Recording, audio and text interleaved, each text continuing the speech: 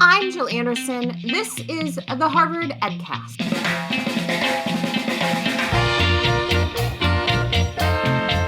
Many U.S. schools are redefining what it means to be prepared for life after high school. Andrew Tucker says it's going to take more than academics. He's the director of policy at CASEL, who released a report detailing portraits of a graduate, or really visions of what the skills, mindset, and qualities students will have when they graduate. He says it's only a matter of time before most districts develop such a vision. And it's needed because focusing solely on college degrees is not the only path to success. There are already at least 20 states that have or are developing these portraits with stakeholders across their communities to better align with real-world demands. I asked Andrew why states and schools are rethinking what it means to graduate high school. I think for a long time, maybe generations really, in our K-12 system, we've really focused on a single metric for success. And that's been a 4-year college degree. And I think that we're beginning to recognize that there are other opportunities and other options for students, and that we actually need to prepare students beyond just those minimum academic requirements that exist for enrollment into a 4-year college. Most graduation requirements historically have been aligned to those 4-year college entrance requirements, such as 4 years of English, 3 years of math, 3 years of science, etc. And so I think that we're beginning to see that folks are recognizing that we need to prepare students not just for college, but for careers and for their entire futures, whatever that may look like. One of the things that you've studied and released a report on this past year is looking at a portrait of a graduate. So what is a portrait of a graduate? Portrait of a graduate is really a way for states, and in many cases districts, both types of entities are beginning to develop portraits of a graduate in quite large numbers, actually.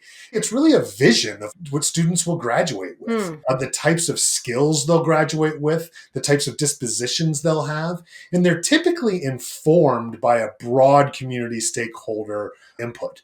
They reach out and they speak to parents and students and employers in the community and post-secondary education institutions and chambers of commerce and many, many different types of entities to get input on what it really is that students need in order to be successful in career and in life. What can you tell me about the history of these documents, I guess we can call them? How did this idea develop? I think they developed from the recognition that we really need to understand what it is that folks need. I think that for a long time, we have heard from both post-secondary education institutions and from employers that they receive students, no better way to say it, who don't have the skills that they need in order to be successful.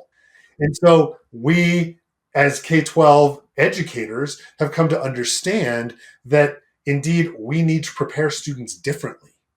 And therefore, in order to do that, what might that vision look like? And that vision can look like a portrait of a graduate. Not that people weren't thinking about it before then, but I think it's become far more prevalent and actually quite the trend, if you will, in the past 5 to 10 years, but really picked up steam in the 2020s. And the report you wrote looked at what is going on with these across the United States. So tell me a little bit about how prevalent this is. CASEL looked at a variety of things and looked at states across the country to see how prevalent this was and what these portraits of a graduate reflected.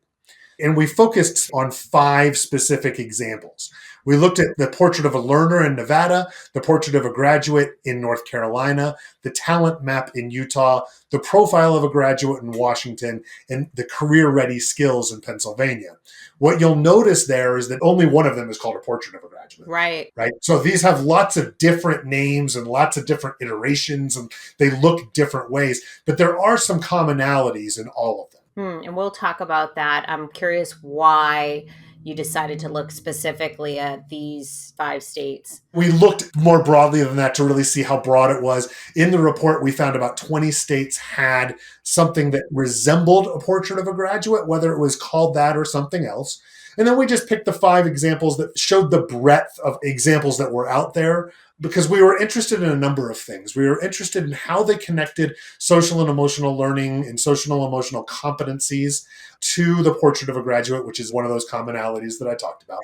We were also really interested in looking at how they were developed and what types of stakeholders were included in the development of them. And these 5 examples really showed that breadth of development. One of the things I've noticed is that some districts have these portraits and they're not statewide.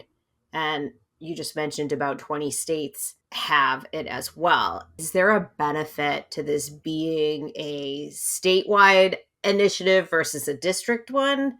I think it really depends, but yes, I think there's a benefit to being statewide. And I would suggest it's a benefit because it signals that the state recognizes there are multiple paths for students. And I think that that's important from a state level policy perspective, is that the state recognizes that students come from lots of different backgrounds, have lots of different goals, and that education in their state needs to be individualized to meet those individual needs of the students. How challenging is it to get something like this in place at the state level? I think it can be very challenging. And this does not happen overnight. Much like most state policies, in education, we know that the vast majority of states have broad local control. So what the state says is sometimes not mandatory, but this is visionary, right? And state portraits of a graduate are generally that. They are visions, right? They are not necessarily thou shalt. They are instead visions of what that learner and what our graduates look like. It's hard. It takes time. It takes tremendous buy-in and tremendous amounts of input from stakeholders across the state and across the educational ecosystem in order to develop these portraits. Right. It seems like the states that you featured in the report were many of them in the process of developing this and putting it together. Yeah, the 5 states that we highlight had all fully developed their portraits, yet there were still things that they were working to do to get it implemented. So there's one thing about having your website with your image saying this is what we believe the portrait should be. And the next major step that states are continually working on is what does that look like on the ground? How do you truly implement that, right? And that might include getting states to develop their own portrait or profile of a graduate that would mirror the state's or reflect the state's portrait of a graduate. But it also can be just as simple as releasing guidance on how you might implement this work at the classroom level. What are some of the most common skills featured in these portraits? So the skills that we saw featured most commonly are really durable skills. The skills you and I and everyone who's a professional needs in order to be successful in life. That we are not seeing in these portraits that you need, for example, to be able to change a light bulb. No, we're not seeing technical skills. What we're seeing are these durable, AKA soft skills. I hate the term soft skills, or durable skills, which is a great term because when we use the term durable, they're things that once you learn them, they're durable. You maintain them. So we're seeing skills like critical thinking and problem solving. Those 2 skills were the most common in the portraits that we reviewed.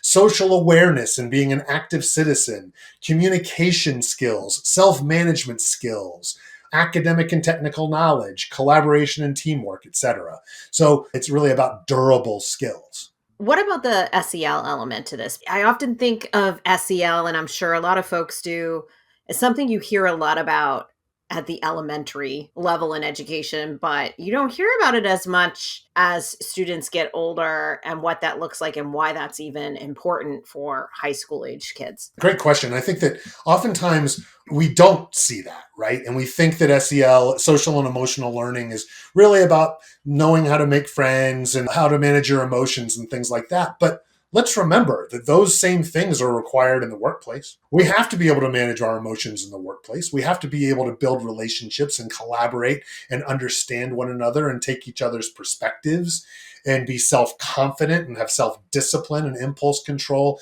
and all of these types of things that are social and emotional skills. So when we think about development of these skills beyond the elementary level, but as you develop in middle school and high school, it's really about learning and having these experiences that help you to refine these skills and refine these competencies so that you are better prepared to enter the workforce. Because these are skills that I know I'm still developing to this day. I suspect that you are, and I suspect that all of our listeners are too. These are skills that people that are successful adults must have. That's how SEL aligns here. How do you implement something like this on the ground? I think the first step is for the state to help provide some guidance here. And that guidance will be informed by the stakeholder input that you have received during your development of the portrait of a graduate. Using those stakeholders that help you to determine which competencies are most in demand and thus should be reflected in the portrait, and how that might be implemented in an English class or a math class or a science class.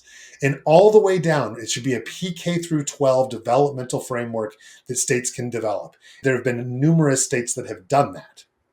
Teachers are often really struggling just to handle the academic requirements that may exist in the classroom. So, in some ways, does this end up feeling like another thing they have to figure out how to do in the classroom? And I think that's a reality with any innovation, with any new initiative.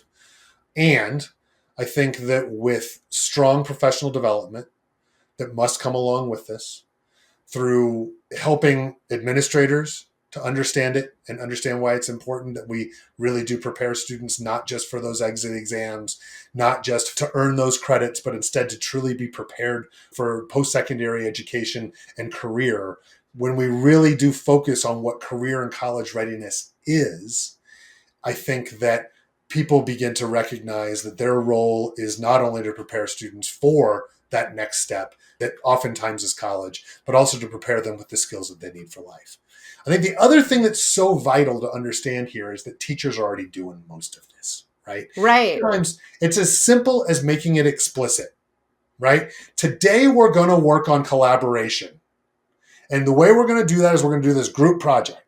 And then you just reflect back on it. You have students reflect back on what it is that they did and how they collaborated and why they were good at it and what skills they might need to still learn. Is it adding an extra element? Yes. Or maybe it doesn't have to be. Some teachers already do that. But for many, it would just be adding that extra element of building in that reflection on how I am developing these skills that are so vital for my future as reflected in the portrait of a graduate. As you were talking about some of the skills and what they may be, I kept thinking to myself, well, aren't teachers already probably doing this? Because it seemed like something maybe natural in a lot of circumstances. It is, because we all use these skills every single day, right? I mean, we Right. all need to be collaborative. We collaborate every single day. You and I are collaborating as we talk on this podcast today. I do it every day in my day-to-day life, and you probably do too. We all have to be critical thinkers in our professional lives. We all have to communicate. We all have to have self-management skills, etc. So yes, it is natural. This is a normal part of education. It's just we might not think of it explicitly. But if we can make it explicit, it does two things. One, it helps students reflect on the skills that they are developing and helps them to really add some additional focus there. And it also builds relevance into education. Sometimes, what do we hear from students all the time? We hear from students all the time, when am I ever going to use this? Well, if we Right. help them understand that we are doing this for a reason and when we reflect back on it, it's in order to help them develop skills, then we build that relevance and we help them understand why this is important. What are some of the roadblocks that schools run into once they try to adopt this? I think roadblocks that come up is, first of all, you have those who may feel like this is an additional responsibility that they don't know how to do and don't want to do. That's unfortunate, but that's reality. I think another roadblock is if you do not maintain that stakeholder engagement, right? Hmm. I've often said one of the reasons why we haven't done this work more explicitly over time is because most educators have been educators their entire career, and most business people have been business people their entire career. And so we don't speak the same language. Business people say, we need these skills. We need you to do this. And educators are like, well, I don't know what that looks like in the business world, so I don't know how to do it.